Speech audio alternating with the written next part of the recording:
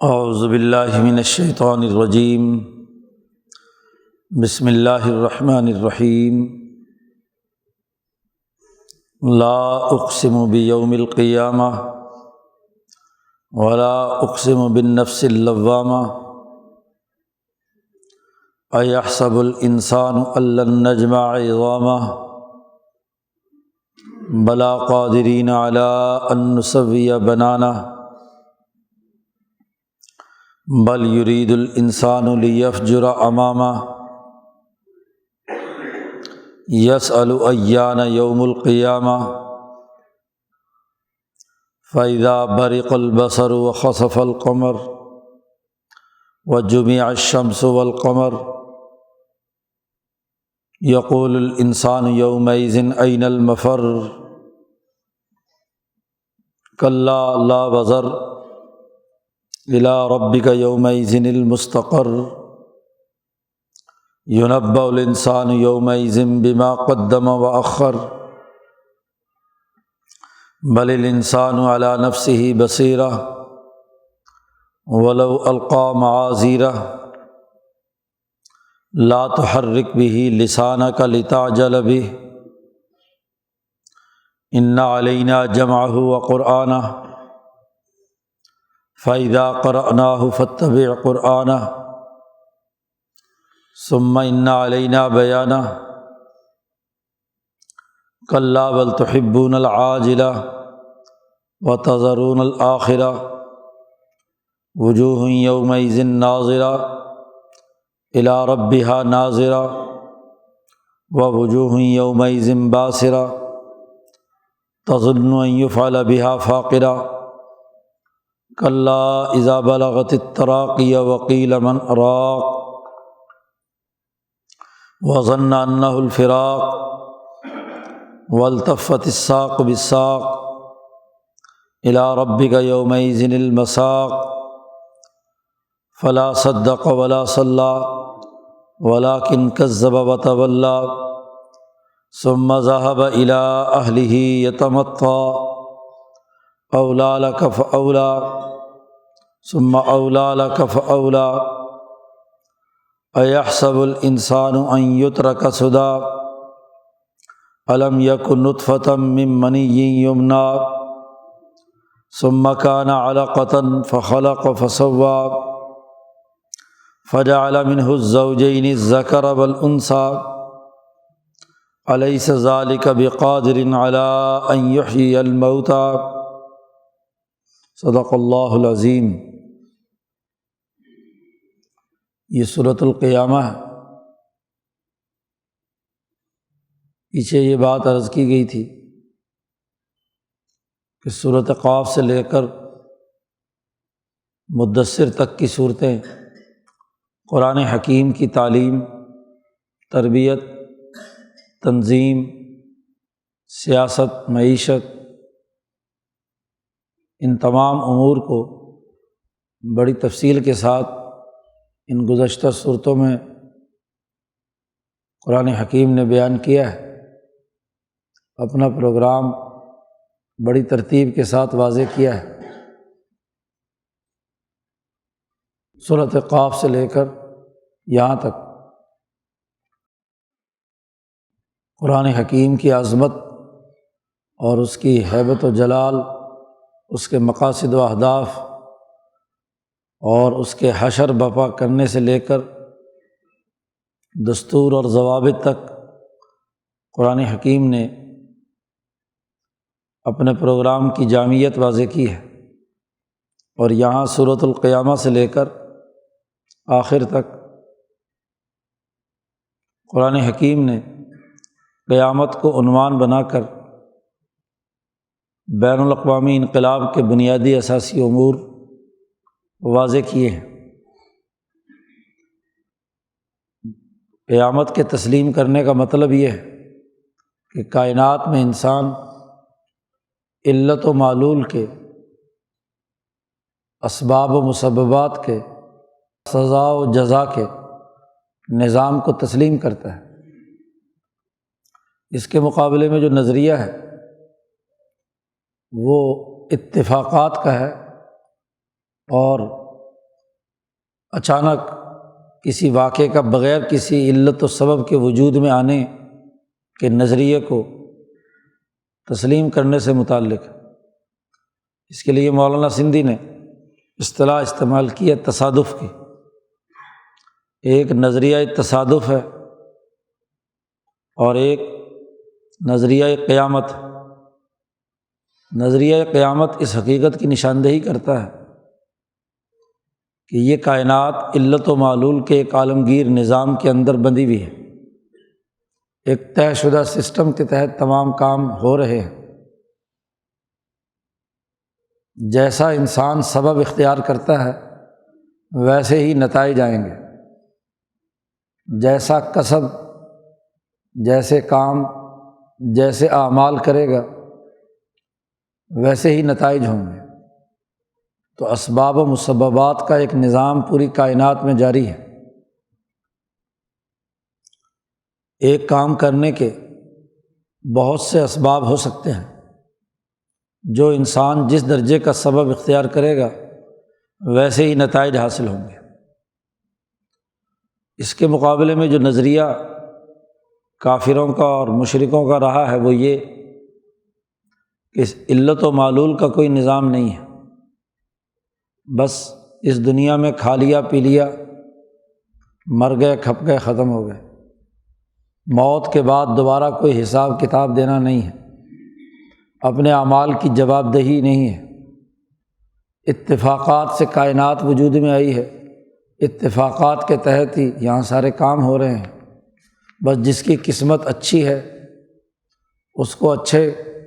نتائج ملیں گے یا مل رہے ہیں، مال و دولت، اور جو یہاں مال و دولت والا سرمایہ دار یا مفادات اٹھانے والا ہے تو موت کے بعد بھی وہی ہو سکتا ہے، اور جو یہاں ذلیل اور کمینہ ہیں ان کے خیال کے مطابق اگر کوئی مرحلہ ہے بھی تو وہاں اسی حوالے سے اس کو سزا دی جائے گی۔ تو سزا و جزا کا کوئی تصور نہیں اس میں، وہ محض کائنات وقت و اتفاقات پر چل رہی ہے،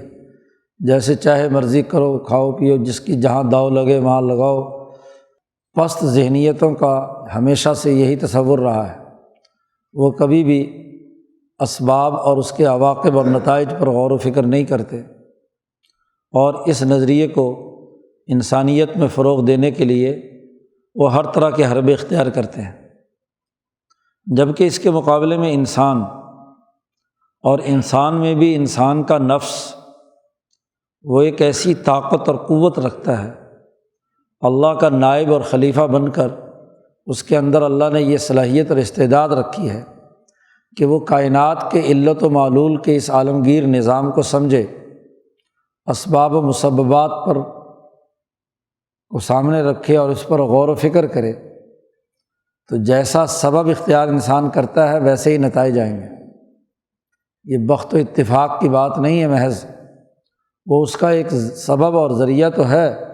لیکن ویسے بہت سے اسباب ہوتے ہیں، تو اسباب کے مجموعے سے نتائج آتے ہیں۔ تو یہ اسباب و مسببات کی بنیاد پر سزا و جزا کا ہونا دنیا میں بھی معزز معاشروں اور انسانیت کی ترقی کا باعث ہے، اور اسی کی اساس پر آخرت میں بھی نتائج ظاہر ہونے ہیں۔ تو یہ نظریہ قیامت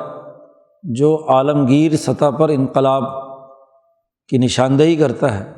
اسے ان صورتوں میں بیان کیا گیا۔ اس کا عنوان بھی سورۃ القیامہ ہے، اور اگلی ہم صورتیں دیکھیں گے سورۃ ضحیٰ تک، کہ اس میں ہر صورت میں تقریباً قرآن حکیم نے انسانی اعمال کی جزا و سزا کا جو قیامت میں نتائج ظاہر ہوں گے اس کے قرآن حکیم نے بیان کیا ہے، اسی کی اہمیت بیان کی ہے۔ جیسے پچھلی صورتوں میں قرآن حکیم کی عظمت اور اس کے علمی منہج کو واضح کرنے کا آغاز کیا تھا، تو اس صورت میں قرآن حکیم کی قسم اٹھائی تھی، قاف والقرآن المجید، طاقت اور قوت پر قاف دلالت کرتا ہے، اور قسم اٹھائی تھی ایک معزز اور بزرگی والے قرآن حکیم کی۔ قرآن حکیم جب بھی قسم اٹھاتا ہے تو اس قسم کے پیش نظر لوگوں کو اس بات کی طرف تنبیہ کرنا اور متوجہ کرنا ہوتا ہے، یا تو اس کی عظمت شان ہوتی ہے یا اس کے عواقب اور نتائج سے آگاہ کیا جاتا ہے۔ یہاں قرآن حکیم نے اس صورت کا آغاز قیامت کی قسم سے کیا ہے، قیامت کے دن کی قسم۔ چنانچہ ارشاد فرمایا لا اقسم بیوم القیامہ، میں قسم اٹھاتا ہوں قیامت کے دن کی۔ قیامت کا دن جس میں ہر معمولی سے معمولی سبب کا مسبب، ہر علت کا ایک معلول، ہر عمل کی ایک سزا یا جزا ضرور بالضرور ظاہر ہوگی۔ تو وہ عالمگیر انصاف کا دن جس میں تمام انسانیت ایک پلیٹ فارم پر جمع ہوگی اور ذات باری تعالیٰ براہ راست ان سے مخاطب ہو کر اعلان کریں گے کہ لمن الملک اليوم للہ الواحد القہار، آج کس کی حکمرانی ہے سوائے اس اللہ واحد قہار کی، اور کسی کی حکمرانی نہیں ہے۔ اور اپنی اس حکمرانی کے تحت ایک عالمی عدالت لگائی جائے گی۔ دنیا میں اگر کہیں کسی ایک سبب کا کوئی نتیجہ ظاہر نہیں ہو سکا اور اس کی وجہ اس کے مقابلے پر دوسرے اسباب کی کثرت یا ترجیح تھی، تو اس لیے کسی مجرم کو دیگر اسباب کی وجہ سے فوری سزا نہیں مل سکی، یا کسی اچھے کام کرنے والے کو کسی دیگر اسباب اور ماحول کی وجہ سے انعام نہیں مل سکا، تو اب اس کے لیے ایک عالمی عدالت لگائی جائے گی جس میں ہر انسان کو اپنے کیے کا پورا عمل کا نتیجہ ظاہر ہوگا۔ ثم توفیٰ کل نفس بما کسبت، ہر وہ جو اس نے کام کیے ہیں، جو کسب کیا ہے، جس درجے کا بھی کیا ہے، تو ہر کسب کا، ہر کام کا پورا بدلہ دیا جائے گا، کوئی اس میں کمی کوتاہی نہیں کی جائے گی۔ تو ایک ایسا دن جو اسباب اور مسببات کے ایک عالمگیر نظام کے اظہار کا دن ہے، اس کی عظمت شان بیان کرتے ہوئے قرآن حکیم نے قسم اٹھائی ہے کہ میں قسم اٹھاتا ہوں قیامت کے دن کی۔ انسان کی زندگی کے ساتھ دو چیزیں ہر وقت لگی ہوئی ہیں، ایک زمانہ اور ایک مکان، ٹائم اینڈ اسپیس۔ اس کے بغیر انسان نہ اپنا وجود رکھتا ہے، نہ اپنے تعلقات اور باقی چیزوں کو استعمال میں لاتا ہے۔ آدمی کوئی نہ کوئی کام کر رہا ہوگا تو وقت بھی ضرور ہوگا، اور جہاں کر رہا ہے وہاں کوئی نہ کوئی اسپیس ضرور ہوگی، ان دو سے ہٹ کر کچھ نہیں ہے۔ تو قرآن حکیم نے انسان کی نسبت سے جو ٹائم ہے، اور ٹائم کا بھی وہ زون جہاں تمام اعمال کا حساب کتاب ممکن ہوگا، اس ٹائم زون کی قسم اٹھائی، اور پھر خود انسان کی قسم اٹھائی۔ ولا اقسم بالنفس اللوامہ، میں قسم اٹھاتا ہوں اس نفس انسانی کی جو برے کاموں پر انسان کو ملامت کرتا ہے۔ انسانی نفس کے 3 دائرے ہیں، ایک نفس لوامہ ہے جس کا یہاں تذکرہ کیا ہے، آگے صورت میں آ رہا ہے نفس مطمئنہ، اور اسی طرح ایک تیسرے نفس کا قرآن حکیم نے تذکرہ کیا ہے جو نفس امارہ ہے۔ ان تینوں دائروں کا تعلق انسان کی ان 3 قوتوں کے ساتھ ہے جو اس کی روح کے ساتھ وابستہ ہیں، نفس، قلب اور عقل۔ عربی زبان میں نفس کا لفظ مطلقاً روح پر استعمال ہوتا ہے، لیکن جب اس کی مزید تحقیق و تفتیش کی جائے تو اسی روح کے سب سے نچلے طبقے کا نام نفس ہے، جو انسانی جسم کی تمام قوتوں کو کنٹرول کرتا ہے۔ انسان کو بھوک لگتی ہے تو بھوک کا احساس بھی اسی نفس حیوانی کی وجہ سے ہوتا ہے، پیاس ہے اور کوئی گرمی سردی سے بچاؤ ہے، انسان کی حیوانی اور جسمانی ضروریات ہیں، اس کی جو انسان کے اندر کنٹرول کرنے کی طاقت ہے وہ انسان کا نفس ہے۔ یہ مرکز ہے انسانی حیوانی طاقتوں اور قوتوں کا، نسمہ جسے کہا جاتا ہے صوفیہ کی اصطلاح میں یا دین اسلام کی اصطلاح میں۔ نبی اکرم صلی اللہ علیہ وسلم کی احادیث میں بھی یہی لفظ استعمال ہوا ہے۔ اس کے بعد اگلا مرحلہ انسان کا قلب ہے۔ اسی انسانی روح کا دوسرا درجہ، اہم ترین پہلو قلب ہے، جو ارادوں کا مرکز ہے۔ نفس جو مطالبات کرتا ہے کھانے پینے چیزوں کا، تو دل جو ہے اس پر ڈیسیژن لیتا ہے کہ کیا یہ چیز مجھے کھانی چاہیے یا کھانی نہیں چاہیے۔ ارادے کا مرکز انسان کا نفس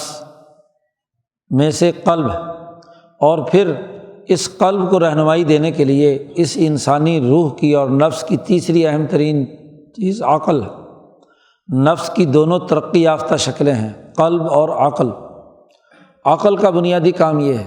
کہ وہ چیزوں کا ادراک کرتی ہے، گرد و پیش کے حقائق جو حواس سے ظاہرہ اور باطنہ کے ذریعے سے قلب تک پہنچتے ہیں ان کا تحلیل و تجزیہ کرتی ہے، اور وہ دل کے سامنے رائے قائم کر کے بتلاتی ہے کہ یہ چیز، اس کے یہ مضمرات ہیں، یہ اس کے فوائد ہیں اس چیز کے، اس کام کے، اور یہ نقصانات ہیں۔ تو پورا تحلیل و تجزیہ کر کے، انالیسس کر کے انسانی قلب کے سامنے رکھتی ہے۔ اب قلب عقل کو سامنے رکھ کر اس کے مطابق فیصلے کرتا ہے اور کردار ادا کرتا ہے۔ جب تک انسان کے اوپر نسمے کی حالت یا نفس کی حالت غالب ہوتی ہے اور بار بار نفس حکم دیتا ہے اور قلب اور عقل اس کے تابع بن جائے، تو یہ نفس امارہ ہے کہ وہ نفس مسلسل حکم دے رہا ہے، چاہے وہ جائز ہے یا ناجائز۔ اس کا اگر اس کی کھانے پینے کی حس بڑھی ہوئی ہے تو کھانا کھانے کے بعد بھی وہ کہے گا کہ کوئی اور لذیذ میٹھی چیز آ جائے تو میں وہ بھی کھا لوں۔ اس کی خواہشات اس کی مزید ہر وقت حکم دے رہی ہیں، گویا کہ اس کے نفس کے اندر خرابی پیدا ہو گئی۔ وہ جسم کی ضروریات اور غیر ضروریات کے درمیان فرق و امتیاز پیدا کرنے کے بجائے بس خواہش اور لالچ کو پورا کرنے کے چکر میں رہتا ہے۔ جنسی خواہش حد سے زیادہ بڑھ گئی تو وہ بھی امارہ مسلسل حکم دے رہا ہے، یا اسی طریقے سے حکمرانی اور جاہ پرستی کی خواہش پیدا ہو گئی تو اسی خواہش کا مسلسل حکم دے رہا ہے۔ تو یہ نفس امارہ ہے۔ اور دوسرا نفس مطمئنہ ہے کہ جب قلب عقل کی روشنی میں اور عقل وحی الہی کی روشنی میں ملکی تقاضوں کو پورا کرتی ہے، کیونکہ عقل لطیف ترین انسان کا اہم ترین روح کا حصہ ہے، اور جب یہ لطیف ترین چیز اپنے ملکی تقاضوں سے، وحی الہی سے، اللہ کے احکامات کی اساس پر جب یہ عقل صحیح فیصلے کرتی ہے اور انسان ان فیصلوں پر مطمئن ہوتا ہے اور اس میں مسلسل مجاہدے اور مشقتوں کے ذریعے سے درست فیصلے کرنے کی صلاحیت اور استعداد اس میں پیدا ہو جاتی ہے، تو وہ نفس مطمئنہ ہے۔ اور ان دونوں کے درمیان جو کیفیت ہے قلب کی، کہ اگر نفس زیادہ سے زیادہ مطالبات کر رہا ہے اور اس کے مطالبے پر انسان نے کوئی عمل کر لیا تو بعد میں خیال آیا کہ یہ عمل تو مناسب نہیں ہے، عقل نے کہا کہ یہ تو تم نے غلط کام کیا، تو پھر یہی قلب اپنے آپ کو ملامت کرتا ہے، ہاں جی، اس کشمکش میں ہے کہ یہ غلط کام ہو گیا ہے، تو اس پر معذرت کرتا ہے، معافی مانگتا ہے، اپنے آپ کو ملامت کرتا ہے، جسے کہتے ہیں ضمیر کا ملامت کرنا۔ امام شاہ ولی اللہ فرماتے ہیں کہ انسان چونکہ ملکیت اور بہیمیت دو چیزوں سے مرکب ہے، اور انبیاء علیہم السلام کو چھوڑ کر یا خواص کو چھوڑ کر عام طور پر انسانوں میں کبھی بہیمیت غالب آ جاتی ہے تو ملکیت چھپ جاتی ہے،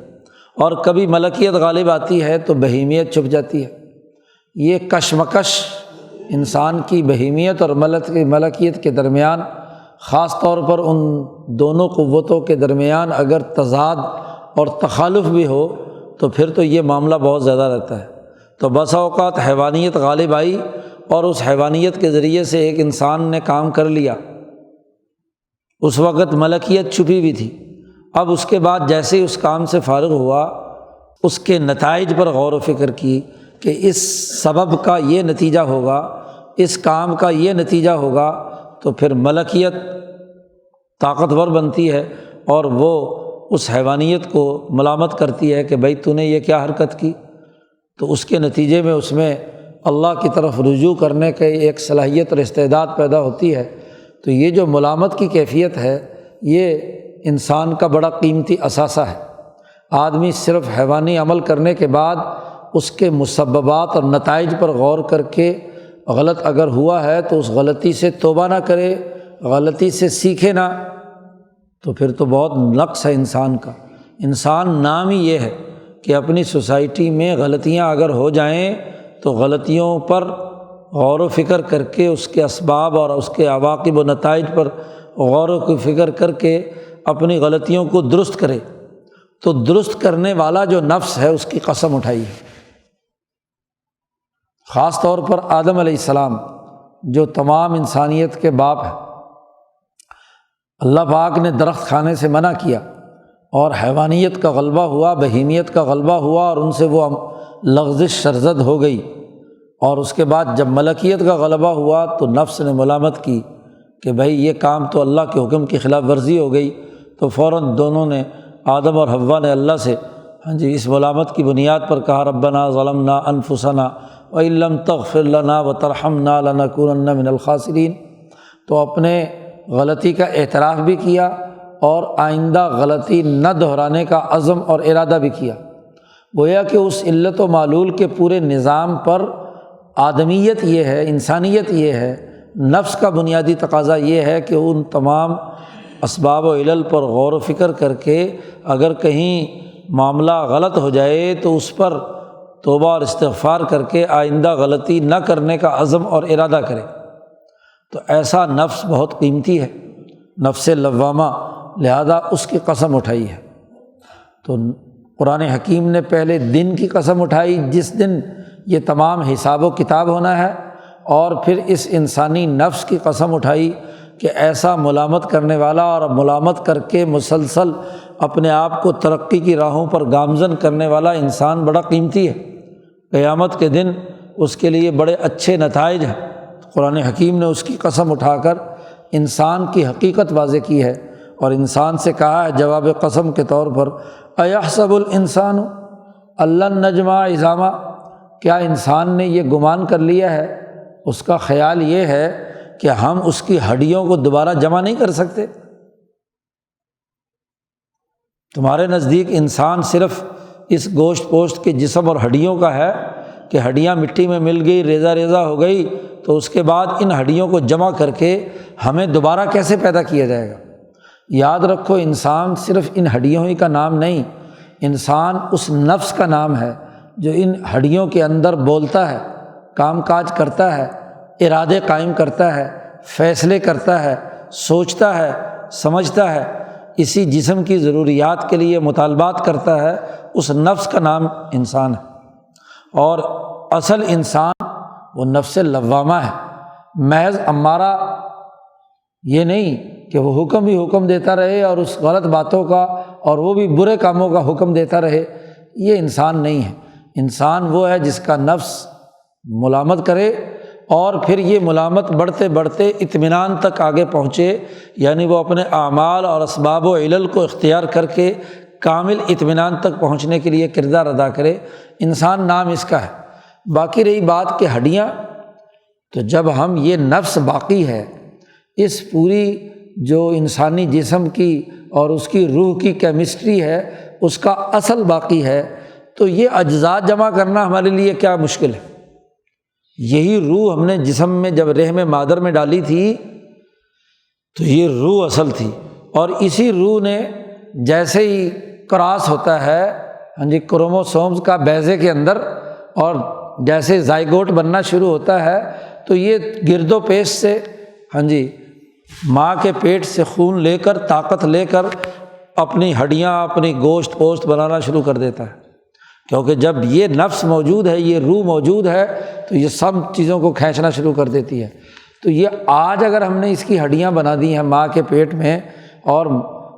پیدا ہونے کے بعد بتدریج یہاں کی غذائیں کھا کر اس نفس نے اپنی توانائی حاصل کی ہے، تو کیا یہی ہڈیاں دوبارہ پیدا نہیں کی جا سکتی؟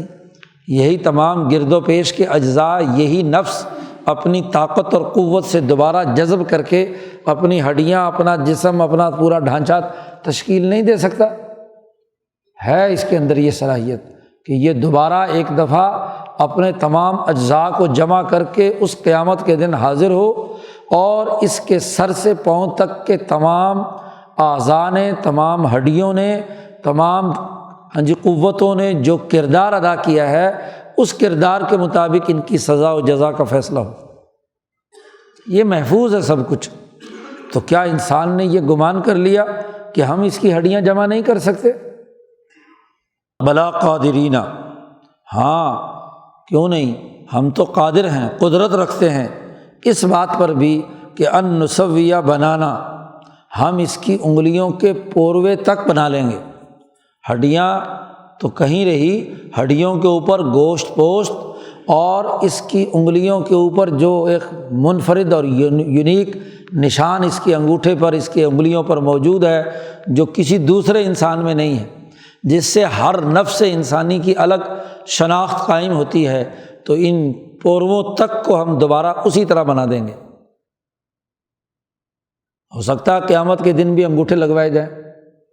جی انگلیوں کے نشانات لیے جائیں کہ پتہ چلے کہ ہاں جی یہ وہی انسان ہے نا، وہی ہے، یہ مجرم ہے یا انعام یافتہ ہے، جنت میں داخلے سے پہلے یہاں انگلیاں لگاؤ، جی جہنم میں داخل ہوتے وقت فرشتے پہچانے کہ ہاں بھی یہ وہی بندہ ہے جس کو اٹھا کر جہنم میں پھینک رہے ہیں۔ تو ایک ایسی منفرد خصوصیت اس کی انگلیوں کے پوروں میں رکھی ہے کہ جو عام طور پر انگلی کٹ جائے تو بنانا مشکل، پوری ہڈیاں کیا، ہم تو تمام چیزیں بنانے کے بعد جو اس کا اینڈ ہے، ہاں جی آخری اختتام ہے، یہ تک اور اس کے اندر جو فیچر رکھے ہوئے ہیں وہ بھی ہم مکمل طور پر بنا دیں گے۔ یہ کیا مشکل بات؟ اصل بات یہ ہے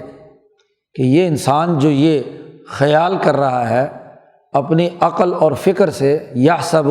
یہ جو حساب کتاب لگا رہا ہے کہ ہڈیاں جمع نہیں ہوں گی، اصل بات یہ ہے کہ بل یرید الانسان لیفجر امامہ، بلکہ یہاں اس کے نفس میں قلب کا جو کی خرابی ہے وہ سامنے آئی ہے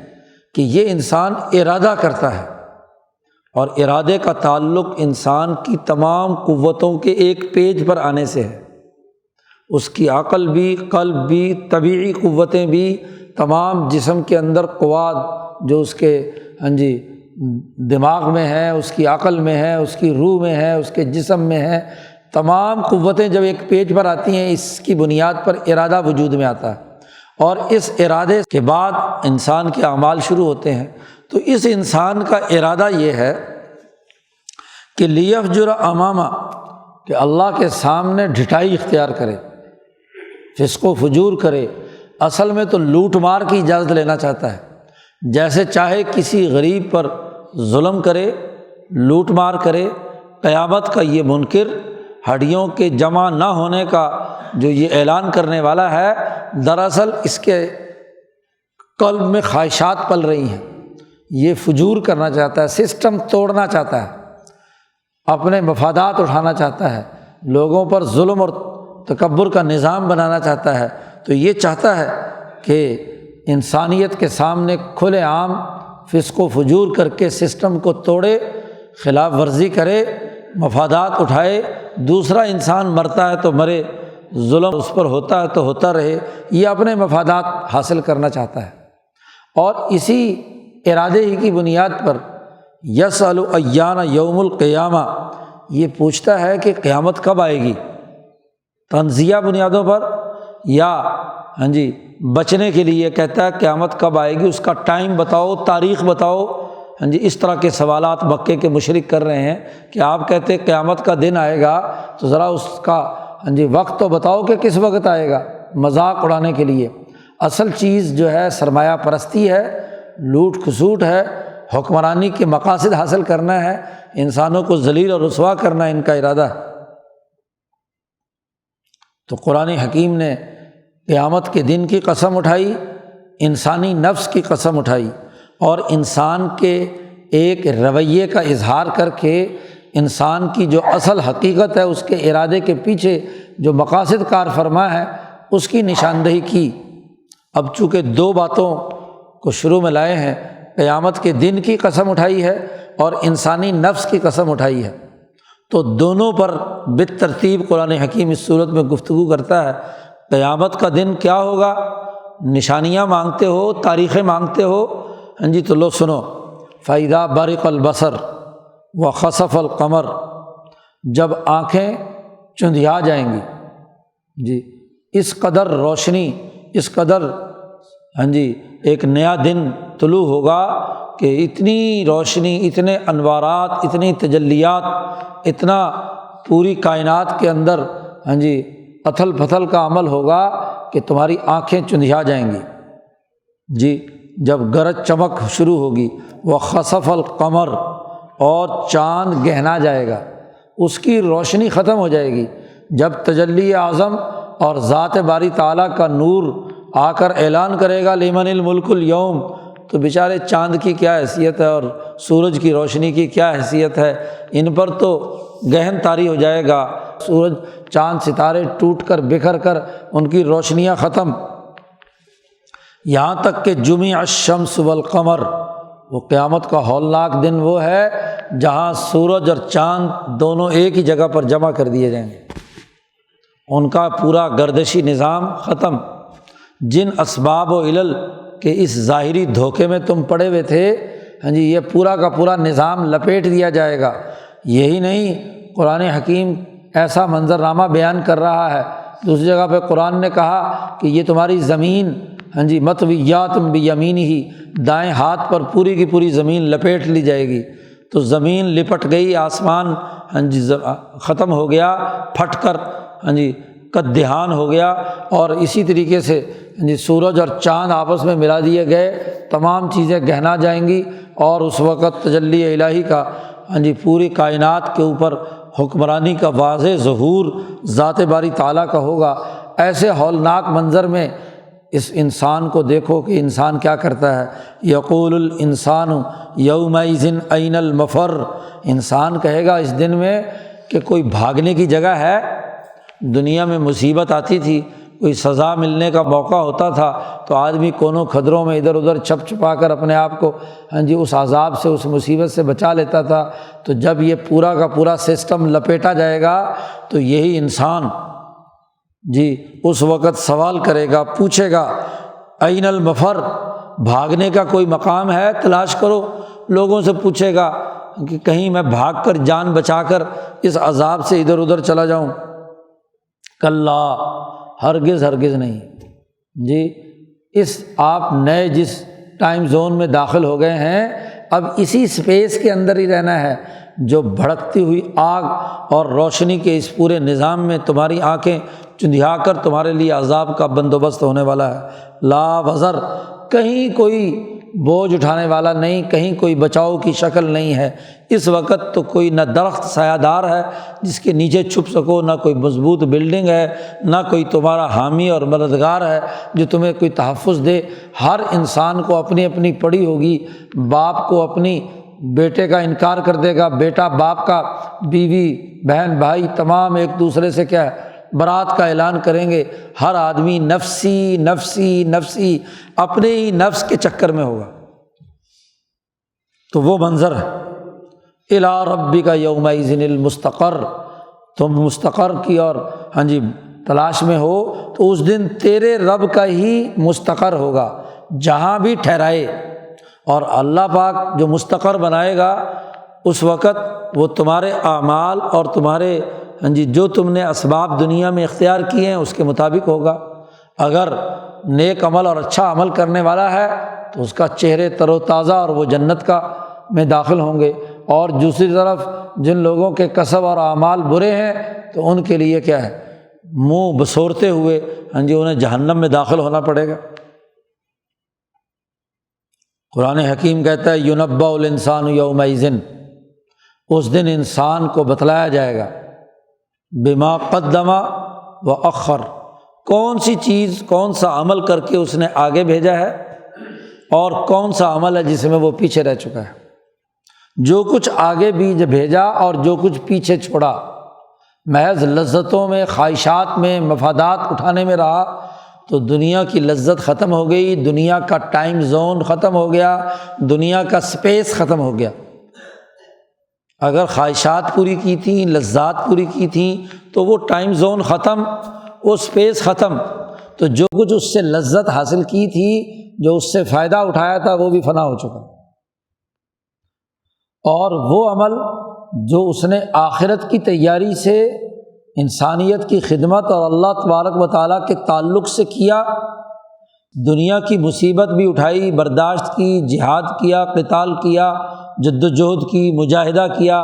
اپنی خواہشات کو کنٹرول کیا اور اعلیٰ مقاصد کے لیے، اعلیٰ نظریے کے لیے خدمت انسانیت اور خدا پرستی کا نظام بنایا، تو وہ اس نے گویا کہ آگے بھیجا ہے۔ وہ اس کی روح کے ساتھ، نفس کے ساتھ وابستہ ہے، تو وہ اس کے مطابق اسے نتائج ملیں گے۔ تو ہر آدمی کو بتلا دیا جائے گا بما قدم و اخر، بتایا وہاں جائے گا قیامت کے دن۔ لیکن ایک بڑی اہم بات جس کی طرف یہاں حضرت شاہ صاحب نے توجہ دلائی ہے، عام طور پر مفسرین تو اگلے جملے کو بل الانسان علی نفسہ بصیرہ، کہ وہاں قیامت کے دن ہر انسان علی وجہ البصیرت سمجھ لے گا کہ میں نے آگے کیا بھیجا ہے اور پیچھے کیا بھیجا ہے۔ ولو القی معاذیرہ، اگرچہ اس نے بڑے معذرتیں اور عذر کہے گا، بلکہ مشرک بھی کہیں گے کہ ما کننا مشرکین، ہم نے کوئی شرک نہیں کیا، تو اللہ تبارک و تعالیٰ ان کے ہاتھ پاؤں، جن جن چیزوں سے جو کام کیے ہیں، ثبوت کی طور پر سامنے رکھ دے گا۔ تو ایک تو علی وجہ البصیرت سامنے آنا انسان کا قیامت کے دن ہے، عام طور پر مفسرین تو یہ بات کہتے ہیں، لیکن حضرت شاہ عبد القادر دہلوی نے اس کے حاشیے میں جو بنیادی بات کی طرف توجہ دلائی ہے کہ اس دنیا میں بھی یہ انسان اگر اپنی انسانیت پر غور کرے تو یہ انسان اپنے نفس پر صاحب بصیرت بن سکتا ہے۔ اس کے اندر جو فطری صلاحیت رکھی ہے، کل مولود یولد علی الفطرہ، یہ فطرت اسلام پر پیدا کیا گیا ہے، تو اگر اسی ٹائم زون میں رہتے ہوئے بھی، اسی سپیس میں رہتے ہوئے بھی اگر اپنے اس نفس پر غور و فکر کرے تو اس کا نفس صاحب بصیرت بنے، بلکہ انسان اپنے نفس پر علی وجہ البصیرت گرفت رکھتا ہے۔ خود دنیا میں بھی انسان کو معلوم ہوتا ہے کہ انسان نے آگے کیا بھیجا ہے، اور یہاں جو کھایا پیا اور ہضم کر لیا وہ کیا ہے۔ ہر انسان فطری طور پر اس کے ضمیر میں ضرور ایک دفعہ خلش ضرور پیدا ہوتی ہے، ضمیر اسے ملامت کرتا ہے، ولو القی معاذیرہ، اس کی معذرتیں نفس جتنا مرضی کرتا رہے، لیکن نفس انسانی میں قلب اور عقل اس کے پیچھے پڑ کر اس کو کیا ہے معذرت کرنے اور اس کو علی وجہ البصیرت بتلا دیتی ہیں کہ یہ کام تو نے مستقبل کے لیے کیا ہے اور یہ کام فوری فائدے کا تھا جو تو نے کیا۔ تو اس میں اس نفس لوامہ کی جو قسم پہلے اٹھائی تھی اس کی معنویت بھی یہاں واضح ہو جاتی ہے، کیونکہ قیامت میں تو لوامہ کوئی فائدہ نہیں دے گا، وہاں چاہے جتنی مرضی عذر معذرت کرے، اپنے نفس کے اندر ملامت پیدا کرے، تو وہاں تو اس کا کوئی فائدہ نہیں ہے۔ ہاں دنیا میں ملامت کا فائدہ ہے کہ یہاں علی وجہ البصیرت اگر اسے پتہ چل گیا کہ مجھ سے فلانا کام ایسا سرزد ہو چکا ہے جس کا نتیجہ غلط نکلے گا، اور وہ اس سے توبہ تائب ہو کر صحیح راستے پر آ گیا، تو گویا کہ وہ اس کی وجہ سے صاحب بصیرت بن گیا۔ تو دو چیزوں کا تذکرہ قسم اٹھا کر کیا گیا تھا، دونوں کے حوالے سے قرآن حکیم نے بیان کر دیا کہ وہ جو ٹائم زون ہے اس کی نوعیت یہ ہوگی کہ سورج، چاند، ستارے سب گہنا جائیں گے، جمع کر دیے جائیں گے، زمین لپیٹ دی جائے گی، اور اتنی روشنی، اتنا یہاں ٹوٹ پھوٹ کا عمل ہوگا کہ اس چمک کی وجہ سے آنکھیں چندھیا جائیں گی، اور دوسری طرف انسان باخبر ہوگا، اور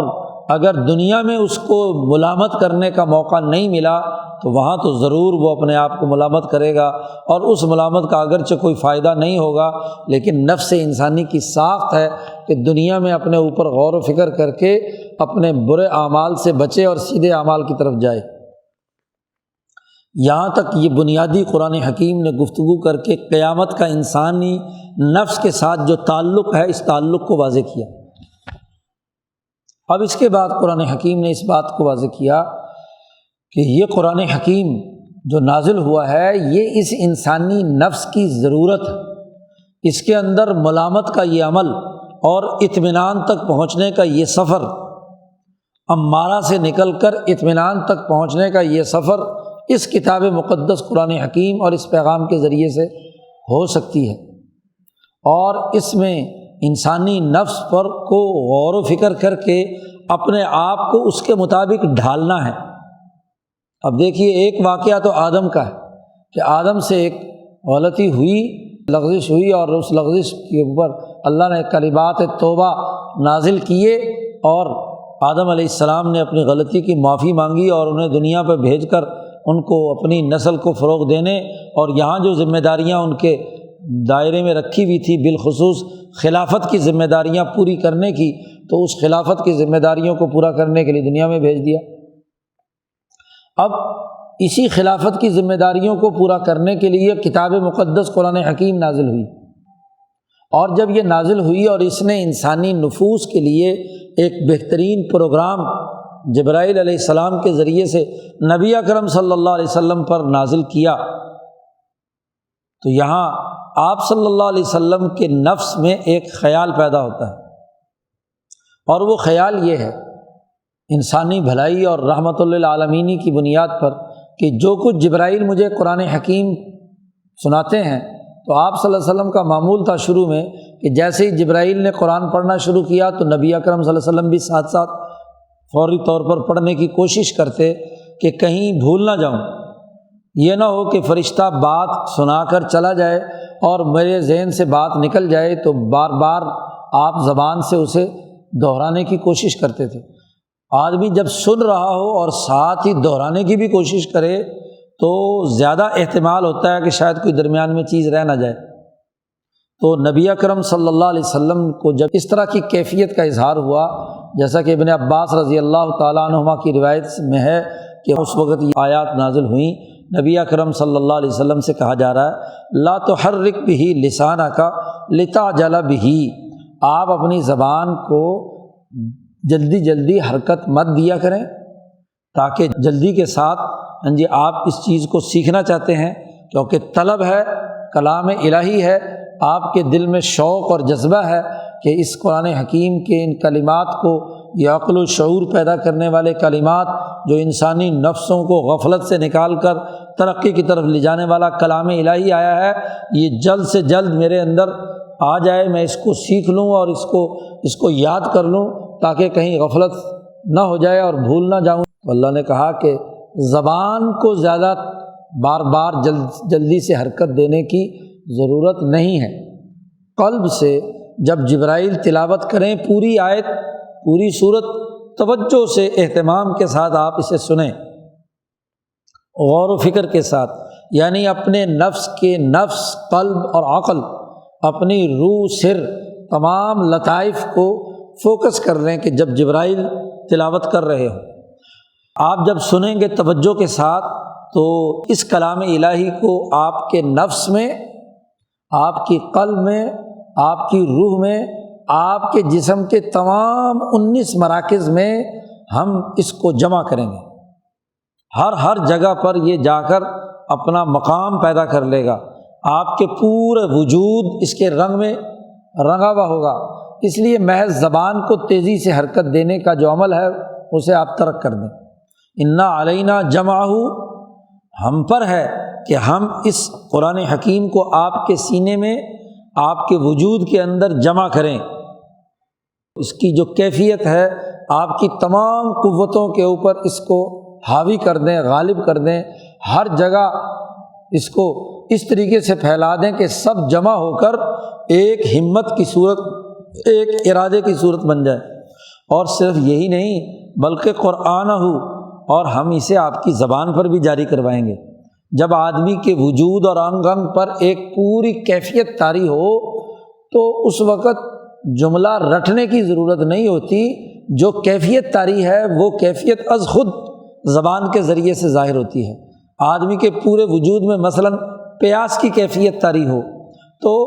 اس کا انگ انگ پکار رہا ہے کہ مجھے اس وقت پانی کی ضرورت ہے، اب اس کے لیے جملہ رٹنے کی ضرورت نہیں ہے کہ جی کہیں سے لغت سے دیکھ کر پانی لاؤ کا جملہ استعمال کریں، ایت بالماء کا جملہ لائیں وغیرہ، نہیں، از خود زبان پر وہ جملہ جاری ہو جائے گا کہ پانی چاہیے۔ یہی امام شاہ ولی اللہ دہلوی رحمۃ اللہ علیہ نے انبیاء علیہم السلام کی نبوت کی تشریح کی ہے، اور یہ بڑی اہم بات ہے جس کو نہ سمجھنے کے نتیجے میں بہت سے مغالطے جنم لیتے ہیں۔ عام طور پر انبیاء کے بارے میں یہ سمجھا جاتا ہے نظریہ نبوت کے تحت کہ جی اللہ نے ایک پیغام دیا، ایک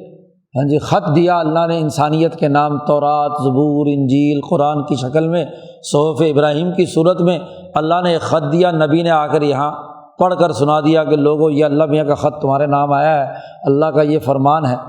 تو نعوذ باللہ یہ سمجھا جاتا ہے کہ نبی محض ایک قسم کی اوپر سے بات لے کر ڈاک لا کر یہاں ڈاک سنا دی۔ جی النبی کے اپنے وجود یا اپنی کیفیات کا تعلق عام طور پر نہیں سمجھا جاتا، اسی لیے آج جو فتنہ سب سے بڑا برپا ہے کہ بس صرف قرآن اصل ہے، اور قرآن کی اصلیت کی بنیاد پر احادیث اور نبی اکرم صلی اللہ علیہ وسلم نے اس قرآن حکیم کا جو عملی نظام قائم کیا، صحابہ نے اس نظریے کے مطابق جماعت بنا کر انسانیت کے لیے جو لازوال تاریخی کردار ادا کیا، تو صحابہ کی جد و جہد کے کچھ منکرین ہیں اور کچھ لوگ خود نبی اکرم صلی اللہ علیہ وسلم کی احادیث مبارکہ اور آپ کے فرامین کا انکار کرنے کے لیے قرآن کے نام پر بات کرتے ہیں کہ بس قرآن اصل ہے، ہم تو اہل قرآن ہیں۔ یہ فتنہ پیدا ہی اس بنیاد پر ہوا ہے کہ نبوت کا مطلب ہی نہیں سمجھ میں آیا۔ بھائی یہ کیسے پتہ چلا کہ یہ اللہ کا کلام ہے؟ نبی نے کہا ہے نا، تو اگر نبی کی اتھارٹی درمیان میں سے ختم کر دو اور صرف اللہ کے کلام کو وہ حیثیت دو کہ اس کی من چاہی تشریح کرتے رہو، تو یہ تو بہت بڑا فتنہ ہے، یہ نبوت کے نظریے کو نہ سمجھنے کی بات ہے۔ امام شاہ ولی اللہ دہلوی تعبیر الاحادیث میں نظریہ نبوت پر بڑی بنیادی بحث اور گفتگو کرتے ہوئے فرماتے ہیں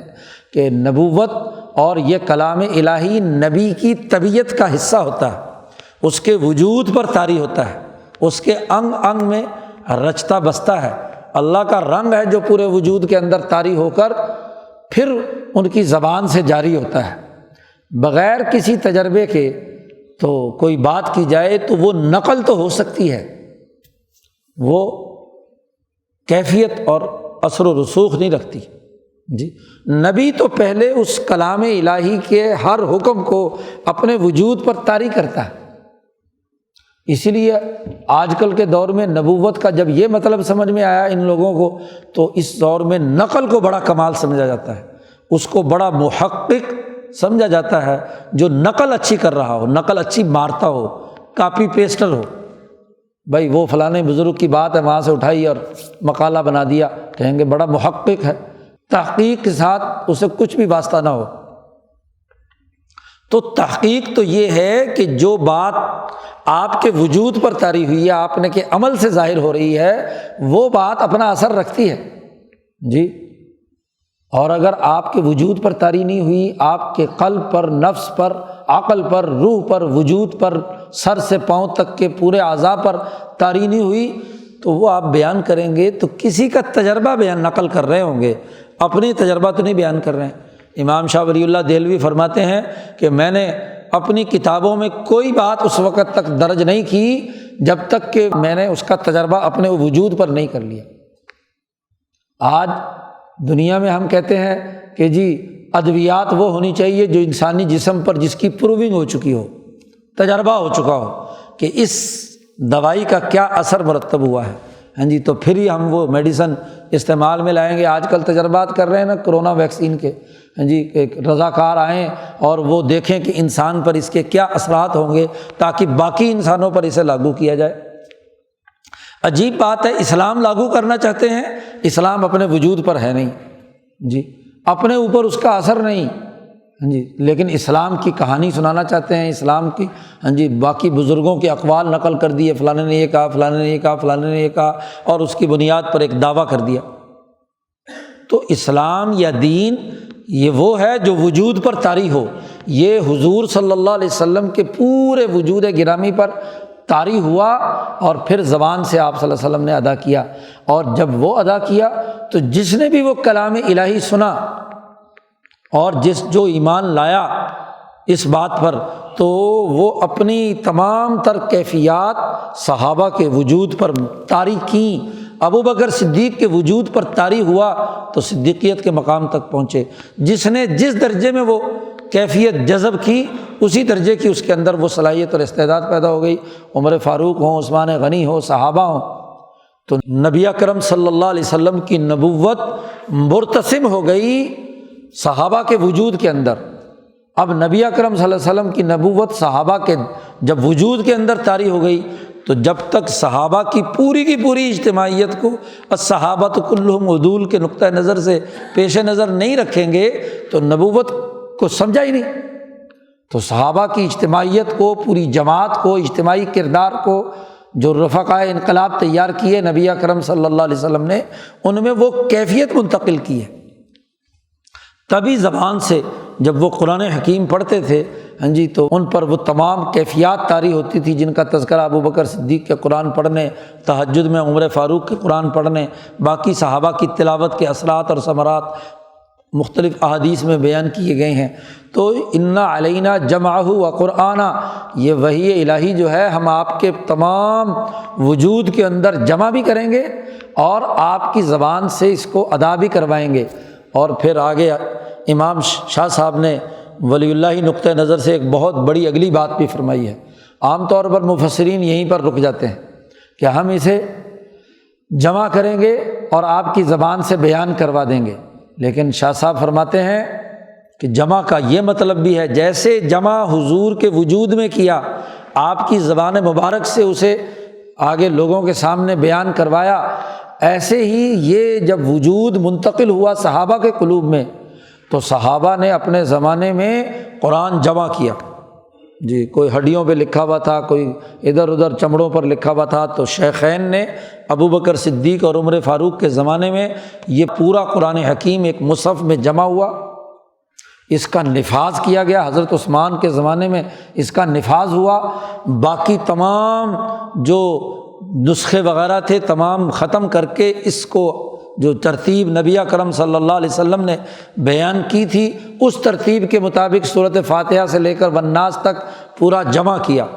اس کو دستور اور آئین کے طور پر نافذ کیا، اس کا بین الاقوامی نظام قائم کیا، اس کا قرآنہ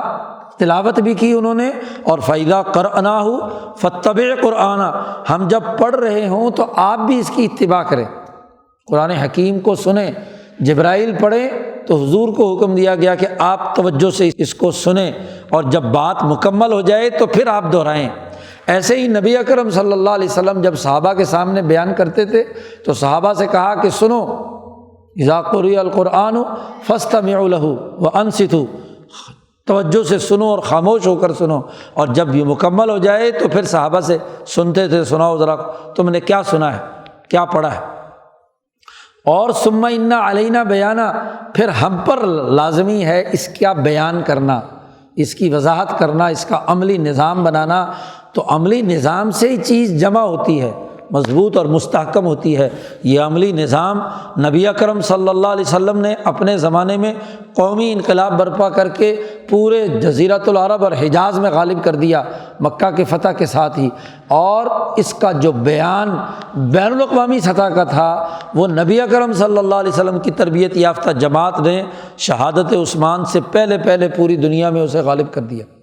اس کا عملی بیان، عملی نظام قائم کیا قیصر و کسریٰ کو توڑ کر۔ تو یہ جو بیانہ ہے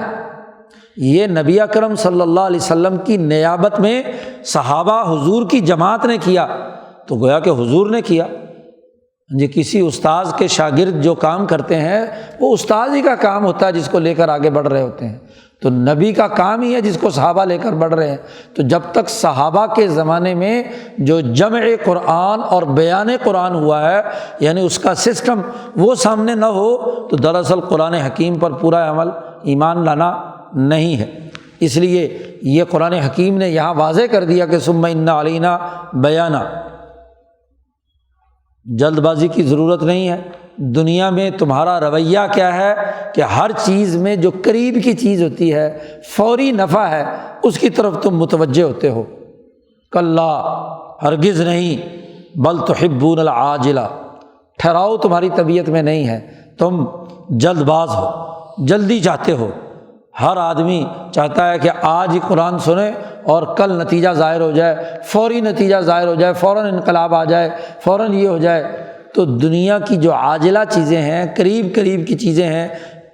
انسانی نفسوں کا رویہ بیان کیا۔ تحبون العاجلہ، تم محبت رکھتے ہو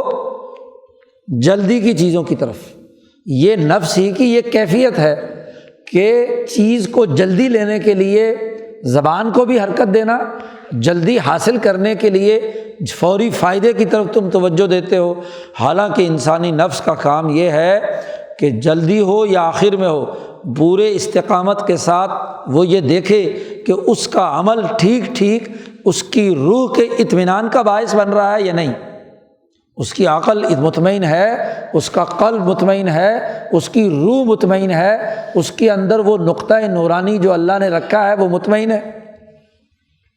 اور وہ تبھی ہوتا ہے جب مستقبل کو سامنے رکھ کر، آخرت کو سامنے رکھ کر آدمی کام کرے۔ اور وَتَذَرُونَ الْآخِرَةَ، ہر آنے والا جو وقت مستقبل کا ہے اس کو تم چھوڑ دیتے ہو، فوری نفع کی طرف دوڑتے ہو، فوری طور پر اس سے کیا انرجی حاصل ہوگی، فوری طور پر اس سے کیا فائدہ حاصل ہوگا، اسی کی لذت میں مبتلا رہتے ہو۔ ایک آدمی بہت زیادہ شروع میں انرجی کے زیادہ سے زیادہ لے رہا ہے تو آخری نتیجہ تو یہی ہوگا کہ اس کے اعضاء خراب ہوں گے، معدہ خراب ہوگا، گردے خراب ہوں گے، جسم خراب ہوگا، اور زیادہ کھابا جو ہے وہ اس کی عقل اور اس کے قلب کو مار دے گا۔ تو یہ جو عاجلہ، جس دائرے کے اندر بھی عاجلہ ہے، تو یہ تم اس کو پسند کرتے ہو، آخرت کے فائدے کو سامنے نہیں رکھتے۔ یاد رکھو کہ جو جلد بازی کا رویہ ہے اس کے نتائج غلط ہیں، آگے بیان کیے جا رہے ہیں۔ اور وہ جو جلد بازی کام نہیں کرتے، ٹھہراؤ ہے جن کی طبیعت میں، یقظان بالطبع بھی ہیں، تثبت اور صبر و استقامت بھی جن کے اندر ہے، ٹھہراؤ ہے اپنی بات پر، جو اس پورے وقت کو قیمتی بناتے ہیں، ان کے لیے قرآن کہتا ہے وجوہ یومئذ ناظرہ، وہ جو قیامت کا دن ہے اس میں ایسے چہرے تر و تازہ ہوں گے، بہت ہی تر و تازہ چہروں سے رونق، خوشی کی اور تازگی کی ظاہر ہوگی۔ الی ربہا ناظرہ، تر و تازہ چہرے اپنے پروردگار ذات باری تعالیٰ کی زیارت کریں گے، اس کو دیکھ رہے ہوں گے، ناظرہ مشاہدہ کر رہے ہوں گے، مشاہدہ حق میں مستغرق ہوں گے۔ اور جب ذات باری تعالیٰ کا مشاہدہ کر رہے ہوں گے تو وہ اس کا عکس جو چہرے پر پڑ رہا ہوگا تو چہرہ بھی تر و تازہ، جو اطمینان اللہ کے ذکر اور اللہ کے ساتھ تعلق کے اندر حاصل ہوتا ہے، وہ اطمینان کی کیفیت وہاں ہوگی۔ الا بذکر اللہ تطمئن القلوب، اللہ کے ذکر سے دل اطمینان حاصل کرتے ہیں تو مطمئن ہونے کا سفر ہوگا۔ کتنی ہی وہ اطمینان بخش گھڑی ہوگی کہ وہ تر و تازہ چہرے ذات باری تعالیٰ کو آمنے سامنے دیکھ رہے ہوں گے۔ نبی اکرم صلی اللہ علیہ وسلم نے صحابہ کو مخاطب کر کے کہا انکم سترون ربکم کما ترون القمر لا تضامون فی رؤیتہ، دیکھو تم عن قریب اپنے رب کو دیکھو گے اس 14ویں رات کے چاند کی طرح۔ وہاں 14ویں رات کا چاند طلوع تھا مسجد نبوی کے صحن میں، حضور صلی اللہ علیہ وسلم تشریف فرما تھے، چاروں طرف وہ تمام صحابہ مخلصین کی جماعت تھی جو تمام زیارت باری تعالیٰ کے خواہش مند تھے، اس سفر پر روانہ تھے۔ ان کو کہا کہ تم ضرور دیکھو گے، سترون ربکم، عن قریب تم اپنے رب کو دیکھو گے۔ کئی روایات میں مختلف الفاظ انا کا لفظ بھی آیا ہے کہ تحقیق ضرور تم دیکھو گے۔ تو ذات باری تعالیٰ کی یہ زیارت، یہ اطمینان، جب دنیا میں اس کا نام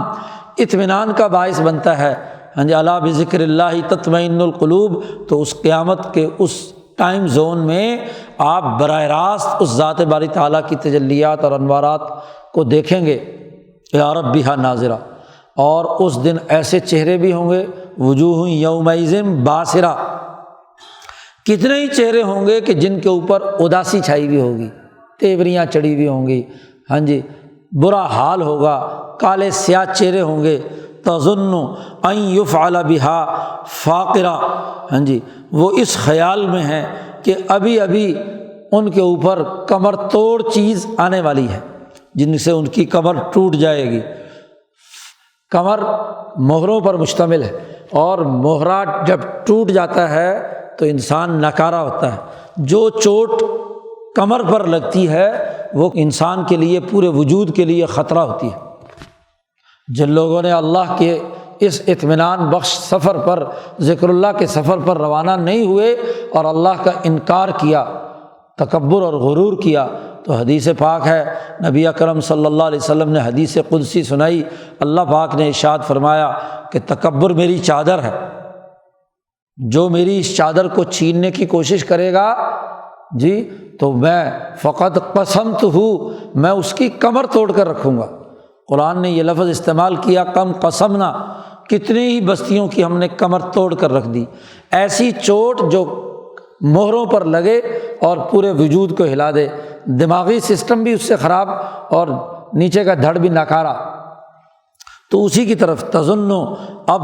وہ منہ بسورتا ہوا، وہ کالا چہرہ، ہاں جی، اللہ کا چونکہ انکار کر رہا تھا، ذات باری تعالیٰ کی طرف توجہ نہیں رہی دنیا میں اس کی، وہ کسی پتھر کے بت کی طرف، کسی سرمایے کی طرف، کسی اپنی خواہش کے اندر ڈوبا ہوا تھا۔ اب وہی خواہش اس کے سامنے ہوگی اور ذات باری تعالیٰ اور اس کے درمیان وہی چیز حجاب بن جائے گی، وہی سونا چاندی تمام چیزیں اس کے راستے کی حجاب ہوں گی، اس کو راستہ کچھ نظر نہیں آئے گا۔ مومنین کے سامنے تو نور ہوگا، جس نور کی روشنی میں، اللہ کے اس مشاہدے کی روشنی میں وہ سفر کر رہے ہوں گے، اور یہ منافقین اور یہ کافرین جو ہیں یہ تو اس حجاب کے اندر ہوں گے۔ اور اب چونکہ راستہ نہیں مل رہا، اس لیے خطرہ ہے کہ کس وقت کوئی پیچھے سے چوٹ لگے اور ان کی کمر توڑ کر رکھ دے۔ کلا اذا بلغت التراقیہ، ہرگز ہرگز نہیں، جب روح نکل کر گلے کے اندر حلق میں آ جائے گی، یہاں ہانس تک پہنچ جائے گی، شاہ رگ کے اندر جو سانس چل رہا ہے، نیچے سے روح، مردے کی روح جب پاؤں سے نکلنا شروع ہوتی ہے، ٹانگیں بیکار ہوتی ہیں، ہوتے ہوتے جب یہاں پہنچ گئی بلغت التراقیہ، تو اس وقت کہے گا، یہ پورا منظرنامہ قرآن حکیم نے اس دنیا کے اندر بھی بیان کیا ہے۔ مرنے والا مومن ہے تو آخری وقت میں اس کا چہرہ تر و تازہ اور اپنے رب کا مشاہدہ حق کے اندر مستغرق ہے، اور یہاں اس دنیا کے اندر بھی جو پیلا پڑنے والا، ہاں جی، سیاہ ہونے والا چہرہ، ہاں جی، جس کے اندر تغیرات و تبدلات ہیں، روح نکل کر جب یہاں حلق میں آئے گی تو سارے اسباب جن پر اس کی توجہ تھی وہ ختم ہو چکے ہوں گے۔ یہ جو اب تک عقل پرستی کے دعوے کر رہا تھا، ہاں جی، اپنے دنیا کی مادی چیزوں کے پیچھے دوڑ رہا تھا، علاج معالجے بھی اسی کے کر رہا تھا، لیکن یہ ایک ایسا مرحلہ ہے کہ قیل من راق، لوگ کہیں گے کوئی دم درود والا ہے کہ کوئی دم شم کر دے۔ راق عربی میں کہتے ہیں کہ جو اس زمانے میں تعویذ گنڈے یا دم درود جنتر منتر پڑھتا تھا، ہاں جی، جاہلیت کے زمانے میں تو وہ سارے جنتر منتر، ہاں جی، علم نجوم کے گرد گھومتے تھے جی، سارے تعویذ گنڈے اسی کی شرک اور کفر کی بنیاد پر تھے، تو وہ ان کے خیال کے مطابق کوئی وہ پڑھتا تھا تو تھوڑا بہت فائدہ ہو جاتا تھا۔ یعنی جب دنیا کی تمام، ہاں جی، میڈیکل سائنسز فیل ہو جاتی ہیں تو اس وقت آخر میں کہتے ہیں کوئی چلو دم درودی کرا لو جی، کسی سے جا کر تعویذ لے آؤ، کوئی پھوکا مروا لو۔ ڈاکٹروں نے جواب دے دیا کہ جب یہ آخری سٹیج ہے، ہمارے پاس کوئی علاج نہیں، تو پھر دوڑتے ہیں، ہاں جی، کسی دم درود کے پاس، جھاڑ پھونک کرانے والے کے پاس۔ قرآن نے نقشہ کھینچا، قیل من راق وظن انہ الفراق، اب وہ سمجھا کہ اب تو جدائی کا وقت آ گیا، اب تو دنیا سے نکلنے کا وقت آ گیا۔ اور جیسے روح نکلنا شروع ہوتی ہے تو چونکہ پنڈلیوں سے نکلتی ہے سب سے پہلے، تو قرآن حکیم کہتا ہے جب پنڈلیاں بے جان ہوتی ہیں تو والتفت الساق بالساق، پنڈلی پنڈلی سے لپٹ جاتی ہے، اس کو جدا کرنے کی طاقت نہیں ہوتی۔ تو جب پاؤں سے اور پنڈلی سے روح نکلی اور یہاں سینے کے اندر حلق تک پہنچی تو پنڈلیاں بے جان ہوئیں، تو دھڑام سے پہلے تو کھڑی تھیں، ایک دم ایک دوسرے کے ساتھ کیا ہے، جڑ جاتی ہیں۔ تو والتفت الساق، اس لیے پنڈلیاں جڑنی شروع ہوں تو اس کا مطلب یہ کہ روح نکلنا شروع ہو گئی، پاؤں کی انگلیاں ٹھنڈی ہونا شروع ہو گئیں، پرانے زمانے میں تو لوگوں کو اس بات کا علم ہوتا تھا کہ موت واقع ہو رہی ہے، یہاں تو آج کل پتہ ہی نہیں چلتا لوگوں کو، ایک دم پھونک نکل گئی، نہ پاس بیٹھنے والے کو پتہ ہے کہ مر رہا ہے۔ تو یہ جب روح قبض ہو رہی ہے، پنڈلی سے مل گئی، الی ربک یومئذ المساق، اب تو تجھے اپنے رب کے پاس اس دن تک کھنچے چلے آنا ہے۔ مساق کھینچا چلا جاتا رہے گا، گھسیٹا چلا جاتا رہے گا قبر کے اندر اور تمام مراحل میں اس دن تک، کیونکہ چہرہ کالا ہے، بدعمالیاں ہیں، آگے جو کچھ بھیجا ہے وہ غلط ہے، اس کے نتائج کچھ نہیں۔ اور اس انسان کا معاملہ یہ ہے، کیوں یہ ایسی حالت میں پہنچا؟ اس لیے کہ فلا صدق ولا صلی، نہ اس نے تصدیق کی، نہ یہ یقین کیا اس کلام الہی پر، اور نہ ہی نماز پڑھی۔ یقین کرتا، نماز پڑھتا، اللہ کی طرف سفر رجوع کرتا، اللہ کی زیارت ہوتی تو وجوہ یومئذ ناظرہ میں شامل ہوتا۔ اس نے تو الٹا کیا، ولیکن کذب وتولی، اس نے تو انکار کیا اور روح گردانی کی، اعراض کیا، منہ موڑا، یا تکبر اور غرور کے ساتھ حکمرانی کا دعویٰ کیا۔ تولی کے دو معنی پیچھے شاہ صاحب بیان کر چکے ہیں، کئی جگہوں پر اس پر گفتگو ہوئی، اعراض کے معنی میں بھی ہے اور ولایت اور حکمرانی کے معنی میں بھی ہے کہ تکبر اور حکمرانی اس نے کی۔ ثم ذهب الى اهله یتمتع، اور پھر اپنے گھر گیا بڑے تکبر اور غرور سے اکڑتا ہوا جا رہا ہے۔ گھر پر اس کی کم از کم حکمرانی چلتی ہے، باہر بازار میں نہ بھی ہو تو بیوی پر، بچوں پر اپنا رعب اور دبدبہ پیدا کر کے وہاں تو اکڑ چلی جاتی ہے۔ اور ولایت کہیں نہ ہو تو گھر کے اندر تو ولایت ہے ہی نہ، وہاں تو چودھری بن جاتا ہے، وہاں تو شیر بن کر دھاڑتا ہے، تو بڑے تکبر سے اور اکڑتا ہوا کیا ہے اپنے گھر کی طرف چلا۔ مکے کے اندر ایک ایسا انسان جو روایات میں یہاں شان نزول کے حوالے سے بات بیان کی جاتی ہے، ایک فرد جو ہے اس کی طرف اشارہ کر دیا، لیکن آیت اس کے ساتھ خاص نہیں ہے۔ قرآن حکیم اس سے عنوان بنا کر انسانی رویوں پر بحث کر رہا ہے، نفس لوامہ، نفس کے جو مختلف پہلو ہیں ان کی طرف توجہ دلا رہا ہے کہ نفس میں ملامت پیدا ہوئی یا نفس کے اندر تکبر اور غرور پیدا ہوا۔ قرآن کہتا ہے ایسا انسان جو نہ تصدیق کرتا ہے سچی بات کی اور نہ ہی اللہ کی طرف رجوع کر کے نماز پڑھتا ہے، تو بلکہ تکبر اور غرور کرتا ہے اور تکذیب کرتا ہے، اولا لک فاولا، ہلاکت تو تیرے لیے پھر ہلاکت ہو۔ اور ڈبل جملہ پھر کہا، او ثم اولا لک فاولا، تمہارے لیے پھر ہلاکت ہو اور پھر تمہارے لیے ہلاکت ہو۔ دو ہلاکتوں کا قرآن حکیم نے یہاں پر ذکر کیا ہے، ایک اللہ کے احکامات اور پیغامات کی تصدیق نہ کرنا، تکذیب کرنا، اور دوسرا اللہ کی طرف رجوع کرنے کے بجائے تکبر اور غرور کرنا۔ تو ان دونوں کی سزا تمہارے لیے یہ ہے کہ تمہارے لیے ہلاکت اور تباہی ہے، وہ ہلاکت اور تباہی جس کی نشاندہی پیچھے صورت میں کر دی گئی کہ تم جہنم میں کیوں داخل ہوئے، تو کہیں گے نہ ہم نے نماز پڑھی، نہ مسکینوں کے کھانے کا بندوبست کیا، لم نکن من المصلین، اور آگے کہا کہ ہم کھانا کھلانے کا بندوبست نہیں کرتے تھے مسکینوں کا۔ تو دونوں ہلاکتیں اس پر۔ ایحسب الانسان ان یترک سدی، کیا انسان نے یہ سمجھ لیا کہ وہ بیکار چھوڑ دیا جائے گا؟ کوئی سبب و مسبب کا، کوئی سسٹم کی پابندی، کوئی تنظیم، کوئی اجتماعیت، کوئی ڈسپلن کی ضرورت نہیں ہے۔ شروع صورت میں کہا تھا ایحسب الانسان ان لن نجمع عظامہ، کیا گمان کر لیا ہے کہ ہم ہڈیاں جمع نہیں کر سکتے؟ اور اس قیامت کو نہ ماننے کا مطلب ہی اصل میں یہ ہے کہ انسان بیکار پیدا ہوا ہے، کسی سبب و مسبب کے نظام میں، کسی تنظیم میں، کسی ڈسپلن میں شامل ہونا اس کے لیے ضروری نہیں ہے۔ ایحسب الانسان ان یترک سدی، غور کرے یہ انسان، الم یک نطفۃ من منی یمنی، کیا یہ وہ نطفہ نہیں تھا جو اس کے باپ کے وجود میں سے نکل کر اس کی ماں کے رحم کے اندر ٹپکا تھا؟ یہ ایک نطفہ تھا۔ الم یک نطفۃ من منی یمنی، اور پھر یہ نطفہ جو ہے ہم نے علاقہ بنایا، جو پورا اس کے بننے کا عمل ہے، ثم کان علقۃ فخلق فسوی، پھر ہم نے اسے پیدا کیا اور جب پیدائش ہو کر باہر نکلا تو اتنا چھوٹا سا چپکلی کی طرح ایک معمولی سی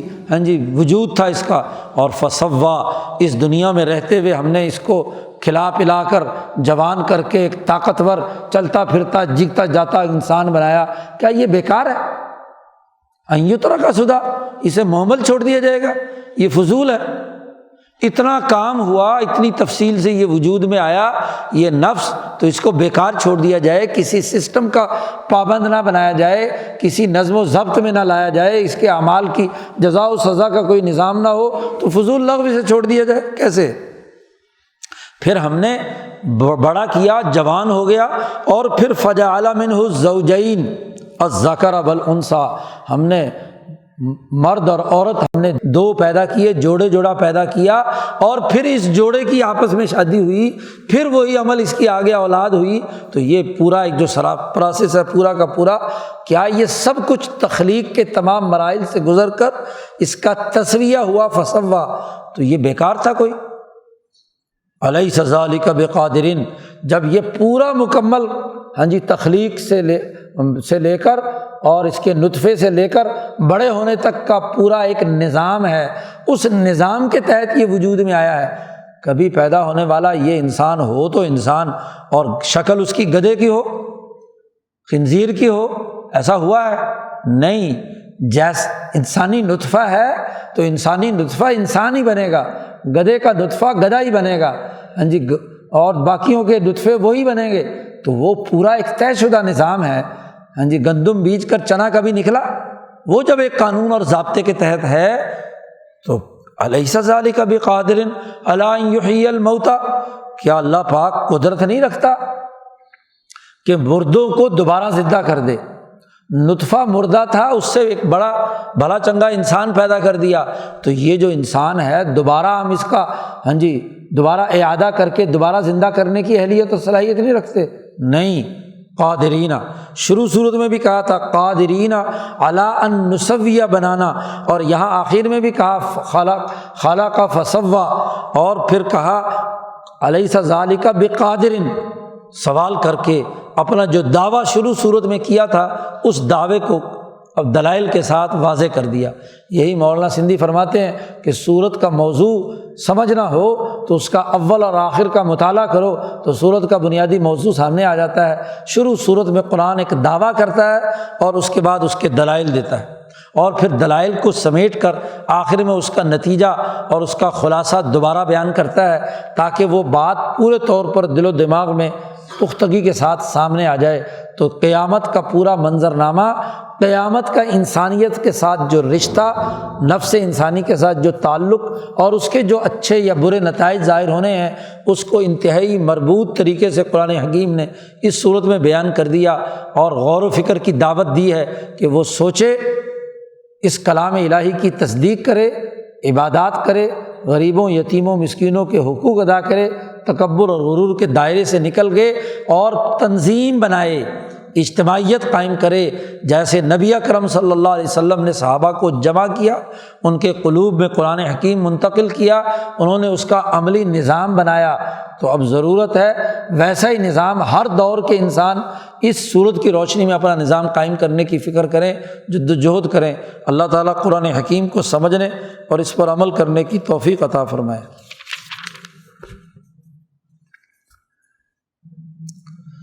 اللہ